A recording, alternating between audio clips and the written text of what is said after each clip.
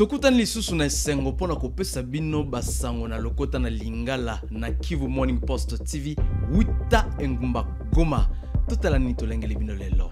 Lingomba tuanero lizali sima ya A123 lizali kofunda mapinga maikolo Burundi kobuka mokano mabotosi bwa makoki mabon moto na minembwe mpe koboma Banyamulenge elongo na ba FRDC mpe ba wazalendo oituka ya Sud Kivu. Bitumba kate ba wazalendo ba CNPSC na baeba biloze bishambuke bizali kokoba na territoire ya Masisi mpe na Fizi au Sud Kivu. Bato bakufi na bitumba bina mbote na bina banso.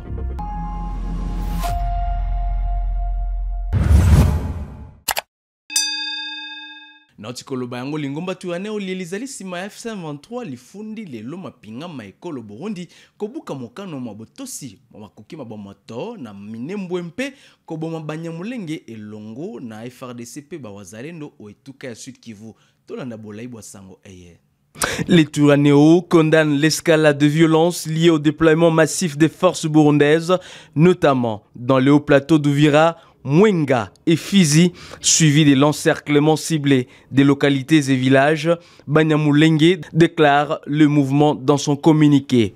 L'armée burundaise serait déployée à plus de 10 000 hommes avec plus de 70 positions, de Rurambo à Kipubu, en passant par Bijombo et Mikalati.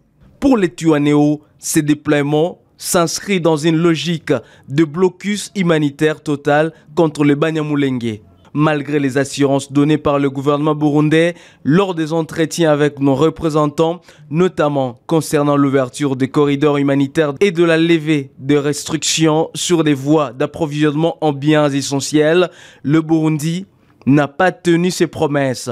Au contraire, il continue de renforcer ses boucliers restrictifs par la multiplication constante des positions militaires, renchérit les Tuaneo. Face à cette situation, le mouvement appelle les acteurs régionaux et la communauté internationale à agir dans l'urgence en exigeant du président burundais le retrait immédiat de ses troupes du Sud Kivu et la réouverture des corridors humanitaires dans le haut plateau de Fizi, Mwenga et Uvira. En posomoko lekisika wuta bawazalendo ba CNPSC na baiba biloze bishambuke bazali kondongwa na territoire ya Fizi oituka ya Sud Kivu Ntoma Bubasha Tangania David apameli bitumba bina bie bisaliete bato bakufa mpe asengi bitumba bina bisukisama. Je m'appelle Honorable David Bubasha, je suis député provincial élu d'Uvira. En même temps, je suis président de la commission défense et sécurité de l'Assemblée provinciale du Sud Kivu. C'est par désolation, c'est par tristesse que j'apprends des différents affrontements ici des CNPCC, mouvement dirigé par le général autoproclamé William Yakutumba, et celui des FABB dirigé par Delphin Ngomanzito dans le territoire de Fizi. Des attaques qui aujourd'hui causent la terreur entre nos différentes communautés résidant des territoires de Fizi. Des violences armées causant aujourd'hui des pertes en vies humaines et matérielles. Selon nos sources sur place, il y aurait des enlèvements, il y aurait des vols de bétail, il y aurait même des tueries ciblées et des arrestations. Un comportement que je condamne fermement et je sollicite les deux parties prenantes aux affrontements de se rappeler des résolutions prises lors d'une mission parlementaire réalisée à Fizi par les caucus des députés élus d'Uvira, les députés provinciaux élus de Fizi et de Mwenga. des résolutions qui nous amènent à pérenniser les acquis de paix. Nous sommes devant l'agression rwandaise. Les M23 et AFC utilisent aujourd'hui une arme de division intercommunautaire, une arme de division entre nos groupes du Wazalendo, quelque chose que nous ne pouvons pas tolérer.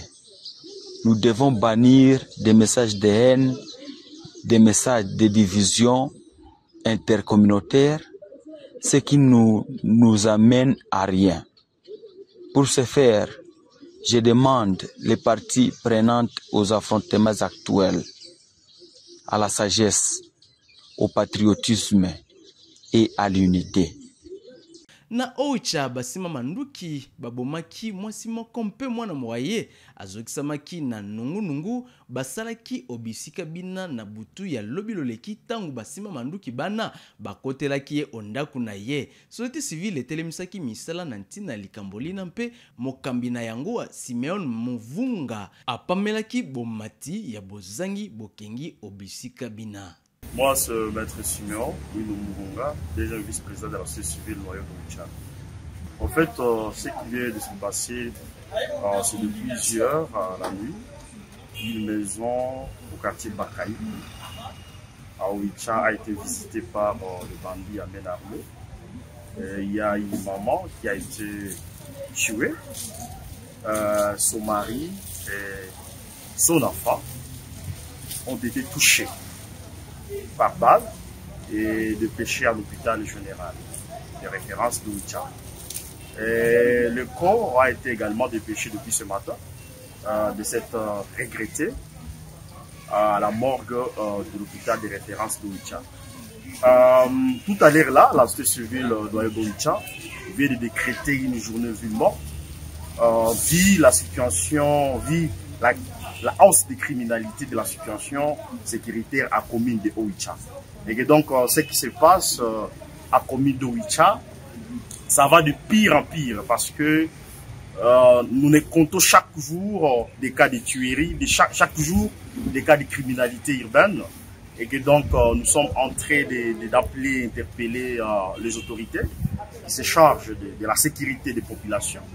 Pouvant encore mettre un peu des stratégies pour mettre fin à cette tragédie qui ronge la communauté haïtienne. Evelyn Eti mokambi molandi wa Lingomba PAM akutanaki na moyangeli molandi wa Etuka Nord Kivu Louis Segon Karawa mpe elongo basololaki mambi matali lolenge bakima bitumba bazali kobika na Engomba Beni. Je suis Evelyn Eti, directrice adjointe du PAM basée à Kinshasa.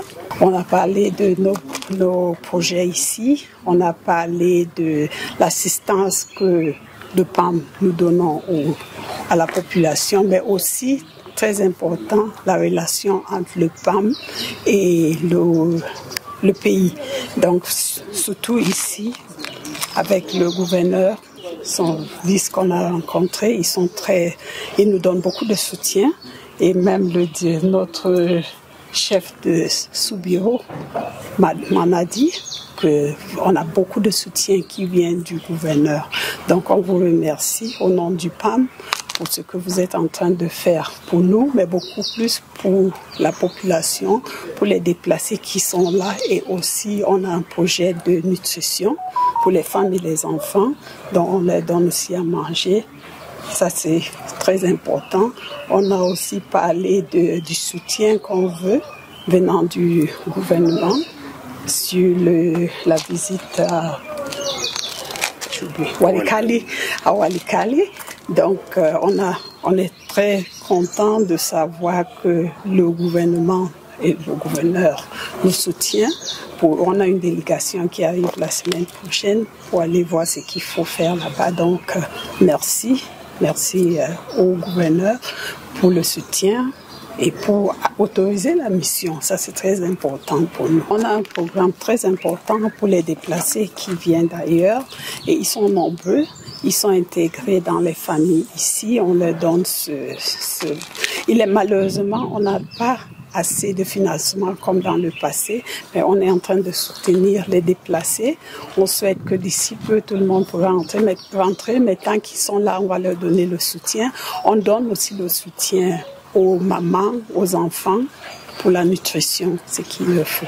Na Kinshasa, adjudant Sarah Abadi, Moyi FARDC apesami etumbu ya bokangami pona mobu moko na tina ya bilili achaki na TikTok tango zalaki kopesa molongani waye bi point. Totala. La maman, ça veut dire lobby liba les ali. Liba les lobby.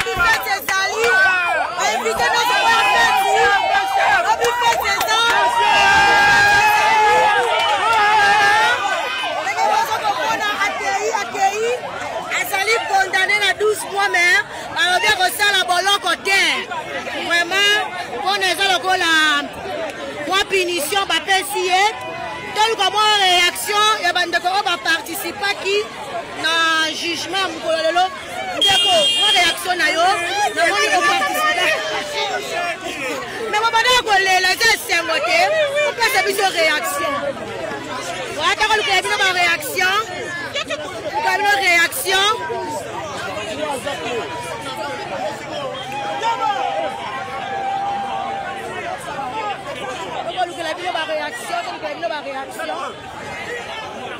Kaka na Kinshasa, bai parlement, ba Sénat mpe Assemblée nationale, bazwaki mokano moko kubisa eleko ya état de siège na bituka bia Ituri pe Nord Kivu, engebene na bosenga bwatata mokonzi Félix Tshisekedi.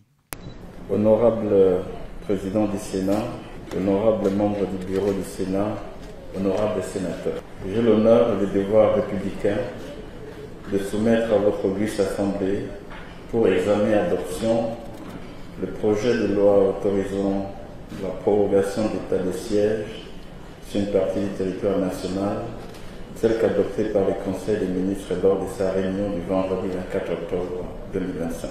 L'Est de notre pays demeure le théâtre d'une guerre d'agression et d'une occupation illégale menée par le Rwanda et ses supplétifs, AFC Bar M23, auxquels se greffent plusieurs groupes armés locaux et étrangers sémant la mort et désolation dans les provinces de l'Ituri et du Nord Kivu. Face à cette agression persistante, Son Excellence Monsieur le Président de la République, chef de l'État, garant de l'unité nationale et de l'intégrité territoriale, a par ordonnance numéro 25/015 du 3 mai 2021 proclamé l'état du siège dans ces deux provinces en application des articles 85, 144 et 145 de la Constitution.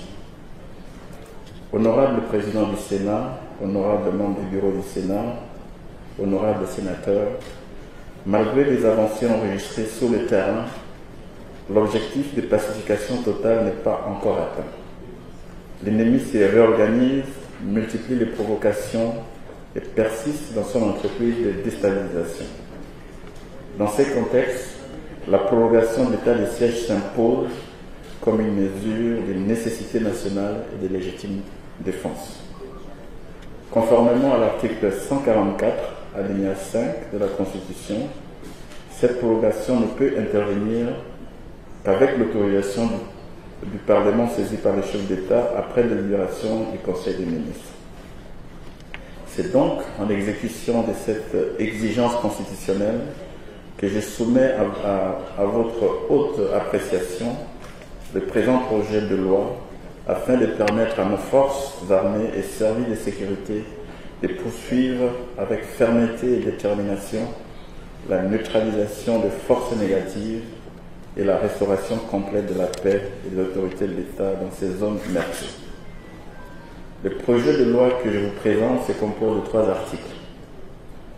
L'article 1er autorise la prorogation d'état de siège sur les provinces de l'Ituri et du Nord Kivu pour une durée de 15 jours à compter du 3 novembre 2025. L'article 2e abroge toutes les dispositions antérieures contraires. L'article 3e fixe l'entrée en vigueur de la présente loi à la date de sa promulgation. Honorable président du Sénat, honorables membres du bureau du Sénat, honorables sénateurs, la prorogation sollicitée n'est pas une formalité. Elle constitue un instrument essentiel de la défense nationale.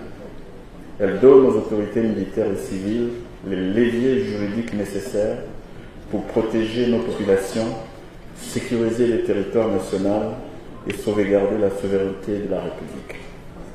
Telle est l'économie du présent projet de loi que j'ai l'honneur de soumettre à votre auguste Chambre dans l'espoir de son adoption dans un esprit de responsabilité patriotique.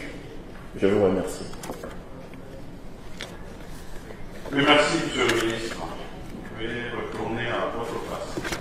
Judith Suminwa, ministre wa Yambo wa Ekolo Congo démocratique a kambaki lobilo leki likita liokolie lilandela kamambi mantali nkita ya ekolo nzokande bakonzi balobelaki bobongo libwa mosolo ya dollar na mbongo ya ekolo tope na franc congolais na bokamba mibwa bakonzi ba BCC. Nous sommes réunis en conjoncture autour de l'excellence Madame la Première ministre pour analyser la situation conjoncturelle du pays pour la semaine que nous avons déjà débuté depuis, je veux dire, ça fait une semaine maintenant qu'on analyse régulièrement.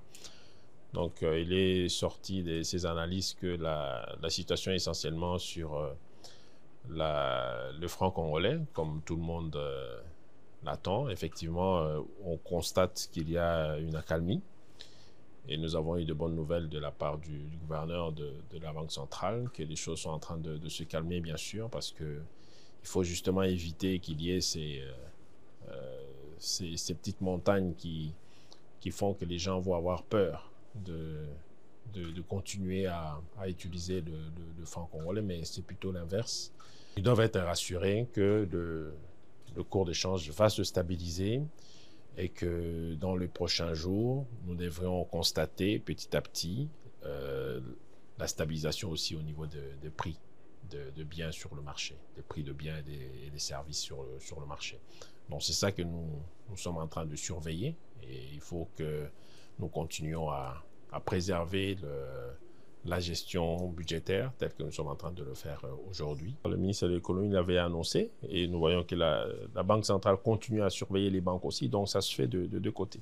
Donc il y a le travail de la Banque centrale, il y a le travail du gouvernement, donc ensemble on essaie de trouver l'équilibre parce que, comme j'ai dit tantôt, l'essentiel c'est qu'il y ait la stabilité parce que tout le monde, on n'aime pas de l'énervement sur le marché. La promesse du président de la République se réalise, donc la question du pouvoir d'achat qui est la première promesse du président de la République se réalise. Tous ceux qui consomment ou qui reçoivent le salaire en francs congolais savent bien qu'ils ont récupéré du pouvoir d'achat. Maintenant, la question, c'est nos habitudes de dollars. À chaque fois, nous calculons avec le dollar. Donc, il faut qu'on puisse se reprendre nos calculs en francs congolais.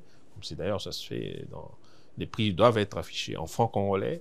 Et c'est tout à fait normal que ceux qui ont reçu ou qui reçoivent de l'argent en dollars puissent toujours continuer à calculer en dollars, et forcément qu'ils vont constater que les choses ne vous peut-être pas comme ceux qui reçoivent et qui dépensent en francs congolais. Nengumba Paris, Crispin Mbandou, ministre délégué na francophonie, akendeki kotala penza ambassade ya RDC na Ekolo France pe alobaki te ndakuena ya musala esengeli ebongisama.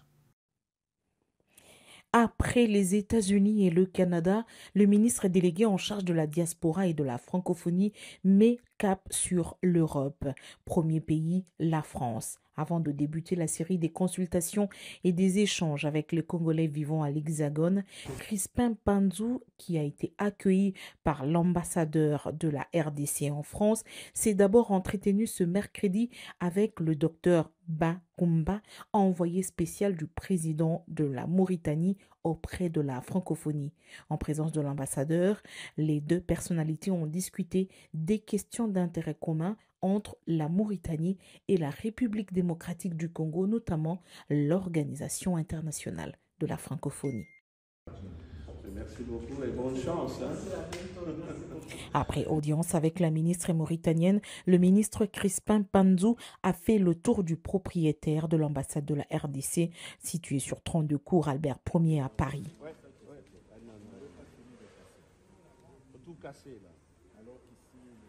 Le bâtiment est vétuste, le ministre Crispin Panzou l'admet et nécessite une réhabilitation de fond en comble au-delà de la réhabilitation déjà amorcée par l'ambassadeur Émile Ngoï depuis sa prise de fonction. Au-delà de l'état du bâtiment, le ministre délégué à la francophonie et à la diaspora a voulu palper du doigt le travail sur place à l'ambassade.